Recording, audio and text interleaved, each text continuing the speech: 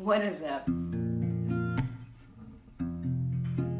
This is Tiki. If you did not know, my name is Stacy. If you did not know, that is a random article of clothing that I have no idea where it came from. And I am sucking on N airborne because I was coming down with, I don't know, something on this side of my throat behind, and I didn't want to get sick, so you know, I'm taking all precautionary measures, and I can't say that properly. I should probably finish this before I start talking. Anyway, thankfully feeling a lot better today. It feels like everything is coming back to normal. Somebody is tired, and yeah, I'm so thankful because being sick is just a waste of time and it just sucks. I cannot afford to be sick. But anyways, so I decided, hey, I'm still gonna take advantage. I'm feeling better today. I wanted to do this yesterday, but yesterday I was like, I had recorded my podcast, and so my throat was feeling a little tired, and I was like, it's probably best if I just rest, and maybe today you know it'll be a better day to do that. So here I am. I did record a podcast. I'm doing really good with the podcast, so I'm so proud of myself. And now I'm here to film the video. If you're interested in listening to the podcast, it's down below. The link, of course. Let's get into this topic. The topic is what you've seen in the title.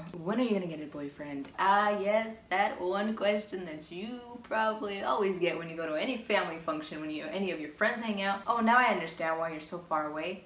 Hang in there, because they pushed you so far back. Sorry about that. Yeah, that question, of course, I would get that a lot. Growing up, especially like in junior high, high school, I would always get that. When I go to family functions or birthdays or whatever it could be, it would bug me. And so like, I totally feel with this. This is for everyone, okay? It doesn't have to just be for a lesbian that is not out of the closet. You could totally be straight and you still have your family members still asking you when you're gonna get a boyfriend and when you're gonna pop out a baby. You could totally just be like, yeah, I'm just not ready, you know? Like, it's just not time. It's just not that time. Apply it to however it is that applies best to you. Just know that. Sorry, I got a call. Let's ask TT. TT, when are you gonna get a boyfriend? Or a girlfriend? You don't want a boyfriend? That's the sign of rejection and says, Mommy, please stop asking me questions. Right, what I was saying is that I don't remember what I was saying. Hold up. So the question, we would go to these parties or these family functions, or you see somebody that you haven't seen in a long time, they're like, do you have a boyfriend? What's going on? Time with the gossip. I felt like it was mostly in junior high, like growing up, because that's the time when you're just like, ooh, are you crushing on a boy? Is there some boy out there that you're like goo goo gaga over? Come on, spill the tea. Do you find any boys cute at school? Meanwhile, you're like, well, let me tell you something, I'm gay, but I'm not out, you don't know that, and I cannot say that, so I'm gonna have to freaking feel like crap on the inside. It's just a dread, okay? It's just a drag to answer these questions, especially when you're not out of the closet. Hashtag relatable, I've been there before, and it does suck. Indeed does suck. But here's what worked for me. You guys are lopsided. Not you, sorry. I mean, the camera, not you. I mean, okay, I made it worse, but if you're lopsided, sorry, I can't help you there. As I was saying, well, at least for me, it was a lot more during that time, because that's the kind of question that you just like to poke fun at people, you know? But a lot of times, especially when you're the one going through it and you're getting poked fun at, it gets to you because you already have that whole situation where you are in the closet and you have to deal with that, and you have to deal with hiding that part of you and not saying and not coming out about it and not, you know, just hiding that. So it's already so much of that feeling that you have, those emotions that you have locked in, kept in, because you can't be out. You can't be there being happy, bringing your girlfriend or boyfriend or whatever it could be without feeling like you're going to be judged or disowned or whatever it is, you know? It's this giant secret. You're like living this double life or this secret life. So I totally get it. And so it's kind of just like they're poking fun, but they don't realize that they're really poking deep and they're like jabbing at you and it hurts. So I get you. I think during those times I didn't understand that, but as I went through my life and I got older and I understood a lot more, I started noticing that I was dreading it, but then I was kind of like, okay, I'm gonna get through this, and as soon as I get there, you know, I probably maybe ask this question, and the faster I just answer it and get through it and just allow it to happen, the faster I'm gonna be able to feel better, and I'll get it over with pretty much. This is what I'm telling you guys. Everything that we go through, it's all in how you deal with it. If you see it as a negative thing, like it's just gonna make everything really bad, it's gonna make the time super terrible, or you're just gonna hate it all, then of course it's gonna be that way. It's not gonna help for you to want to be in that situation or have to deal with it. But if you see it in a perspective of like, okay, yes, it's still a shitty moment, but at least if I just answer it and get it over and done with, and I'm not so uptight about it and I really let it affect me, then the faster I could just get through it and I won't have to deal with it, and everything will be cool after that. The thing is, for some of us, we feel like we're lying, and I'm here to just tell you there's ways around that. You don't necessarily have to feel like you're lying. Like if somebody asks you, hey, do you have a boyfriend? The truth is, no, you don't have a boyfriend. Maybe you have a girlfriend, but they didn't ask if you had a girlfriend. They asked if you had a boyfriend. It would have been great if they asked if you do have a girlfriend, or if they say, hey, do you have a boyfriend or a girlfriend? Then yes, that would open the doors for you to feel a little bit more comfortable. But what can we do when we're dealt with the cards that we are dealt with? We can't really do much. So instead of crying about it or feeling terrible about it, find a way through it. Find a solution to that problem. If that makes you feel like shit all the time, find something that you can have for yourself, something that works for you that will help you get through that. Yes, it's gonna take work, but that's the beauty of that. Once you are able to figure out what the heck is bugging you so much and a solution to help you allow that not to bug you as much and see it through a different perspective and have a different mindset through that situation or whatever heck it could be, things tend to get better. You just have to give it a chance. I know that it freaking sucks to have to hear this and to have to go through that, but if you see it through the way of, let me just get this over and done with, it might even be easier for you and maybe you won't dread it as much. Know that one day you'll be able to go to a family function and bring your significant other and be like, no, I don't have a boyfriend, but this is my girlfriend. You know, I want you to meet so-and-so, or my boyfriend, or you know, what have you. But you will have that moment, and just think of that moment. Just hold that moment in your heart and know that you'll eventually get there. But for right now, it's best for you to just allow it to happen. Just allow it to happen. I know it sucks. I know. Trust me. I was that person. I hated it. It made me not want to go to any of the functions at all. Still to this day, sometimes I don't because of the same reasons.